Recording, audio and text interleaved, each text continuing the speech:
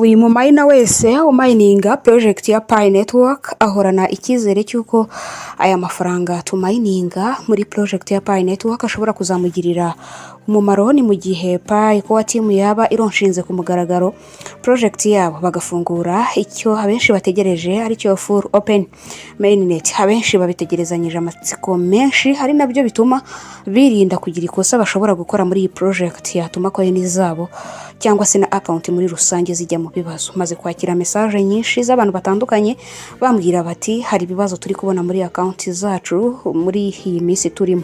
Ni kuvuga ngo turi mu kwezi kwa Pi, nk'ibisanzwe Pi irabura iminsi mike ngo buzuze umwaka baronshinze Open Network, no gufungura isoko rusange ry'abanyamuryango bagize itsinda nyine rya Pi community, hanyuma bakemererwa kugura no kugurisha coin. Ufite amafaranga akazigura, hanyuma n'ufite Pi akazibonamo amafaranga binyuze rero mu mishinga igiye itandukanye Pi yagiranye imikoranire n'izindi project zirimo amasoko acururizwaho coin nka OKX. Ngira ngo murabyibuka babanje gusabwa icyitwa KYB cyangwa se Know Your Business. Buri munyamuryango wese wamaze kuzuza ibisabwa birimo icy'ingenzi cyane cya KYC cyangwa se Know Your Customer yemererwa kuba yagurisha coin ze. Ubwo ni mu gihe yaramaze gucyura cyangwa se guhabwa migration.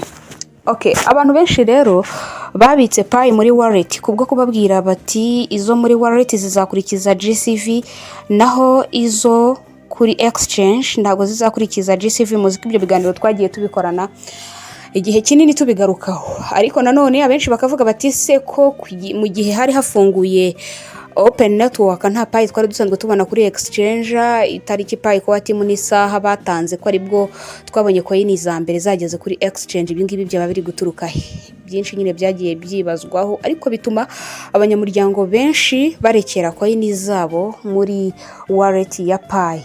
Ubwo rero ni uburyo bworoshye bwo kuba wakwibwamo Pi mu gihe cyose wazirekeye hariya kandi uzi neza ko umutekano wa wallet yawe utameze neza. Reka tuganire ku kibazo rusange abapiyoniye bari guhura nacyo muri iyi minsi. Hano ni kuri Rugwiro Pro Zone, ibiganiro byacu byibanda ku mafaranga ashingiye ku ikoranabuhanga rya blockchain. Tubirebera hamwe kugira ngo twinjire mu isi ya Web3 maze tubibyaze umusaruro. Jyubana natwe mu biganiro nk'ibyo ngibyo buri munsi ku isaha ya 12:05 za mu gitondo n'isaha ya 11:05 za nimugoroba wungura ubumenyi. Ubwo rero abantu benshi bari gusohoka muri application yabo bitewe nuko network zitari kugenda neza. Murabizi neza nyine duturutse ku cyo twahereyeho mbere ko Pi ko team abanyamuryango benshi bayizereramo ko ishobora guhindura ubuzima. Tumayininga turi benshi turenze miliyoni 100. Abantu benshi rero bari gukora logout nyuma yuko habuze network mu application, kongera kwinjiramo bikanga. Ahangaha nakubwira nti nkuko uri kureba kuri screen, ntago iyi screen ari nshya, twari turi kuvuga kuri video ya upgrade yari ikomeye cyane. Upgrade roadmap ya Pi Mainnet node yari iteganijwe gukorwa bitarenze ku itariki ya 10 z'ukwezi kwa kabiri muri uyu mwaka turimo 2026.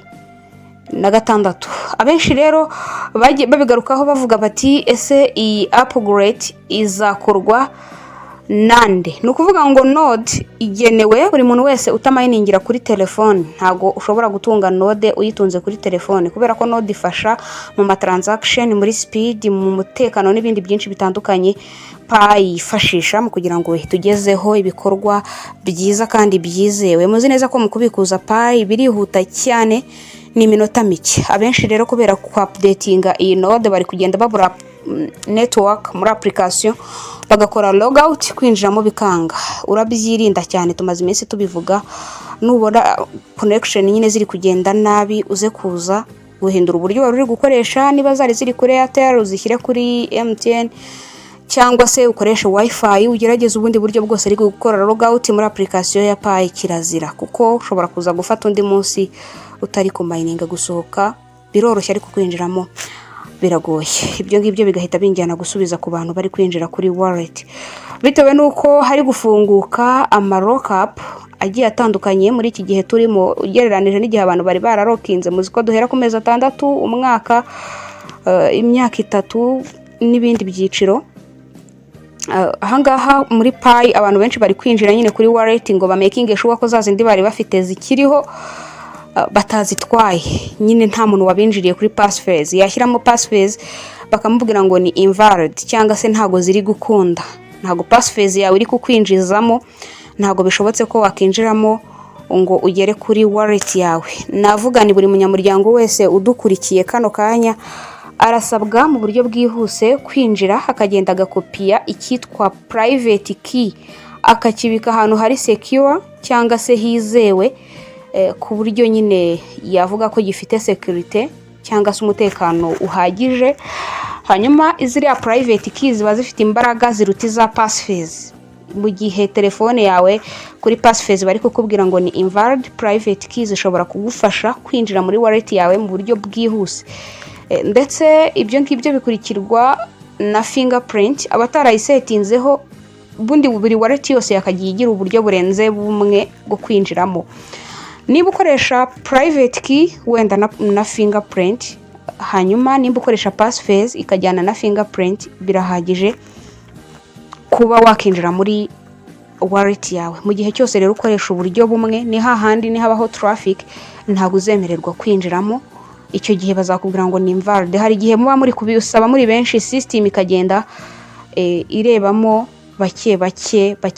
Ikindi, abantu bafashe ama screenshot ya passphrase, irinde we kuzifata ngo uziyandikurire. Wowe wizifata ngo uziyandikurire mu gihe cyose uzi ko wazifashe screenshot cyangwa se wazanditse ku rupapuro. Ahubwo nimba gukora copy paste bitari gukunda, ushobora kuza kubikora, ariko ukabikora mu buryo making sure ko ahari inyuguti ntoya wahashyize inyuguti ntoya, ahari inyuguti nkuru wahashyize inyuguti nkuru. Pana kuba wabyandika nyine mu nyuguti nkuru ngo nuko ari ijambo, wenda tuvuge ngo muri passphrase zawe harimo ijambo ryitwa thanks ukayandika nka thanks ariko iri mu nyuguti nkuru, kandi kuri passphrase biri mu nyuguti ntoya. Ziriya ni imfunguzo zawe nyine uza kuzitakaza arabatakaje Pi by'umwihariko. Pi kuba team iba yarabigennye ko hari zizaburirwa irengero, mwarazimayininze ariko namwe nimuzikoreshe, zikavanwa nyine muri cya gice cya circulating Pi, zitakiri no muri total supply ngo zibe zikiri stored cyangwa se zikibitswe ku buryo twazimayininga, ahubwo zikaba ziri aho ngaho ziri kuri iyo wallet utayifite, nta n'undi muntu wayinjiyeho ngo abashe kuba yazikoresha za coin. Ibyo byose rero ni ibyo abanyamuryango ba Pi bagomba kwitaho.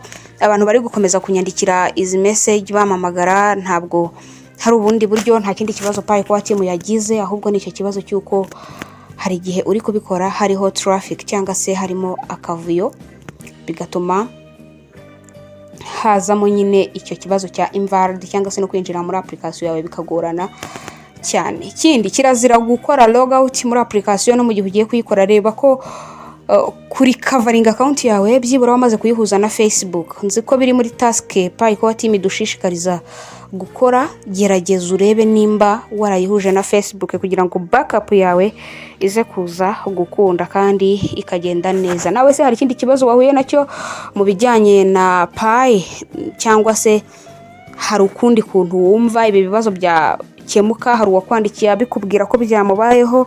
Nimba bihari turaza gukomeza tuganire muri rusange twungurana ubumenyi. Mukomeze mukore mining, hanyuma abenshi bakomeza guhura n'ibyo bibazo cyangwa se wahuye nabyo byandike muri comment nimba byakemutse, n'abandi baze kubona amakuru.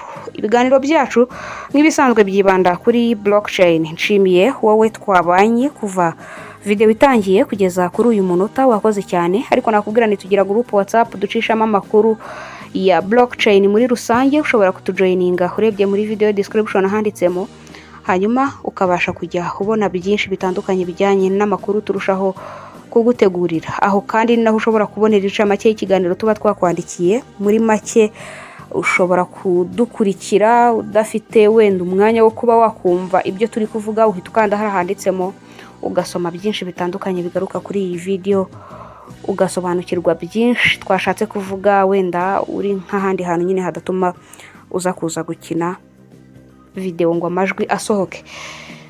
Nimba hari ibindi bibazo bitandukanye bigaruka kuri network cyangwa se connection ya Pi, turaza gukomeza tuganire muri rusange. Ubwo ibindi bisigaye ni bya checklist abenshi bataruzuza, ni ibya KYC abenshi bagitegereje, nyine ntago ari we wenyine uri kubicamo.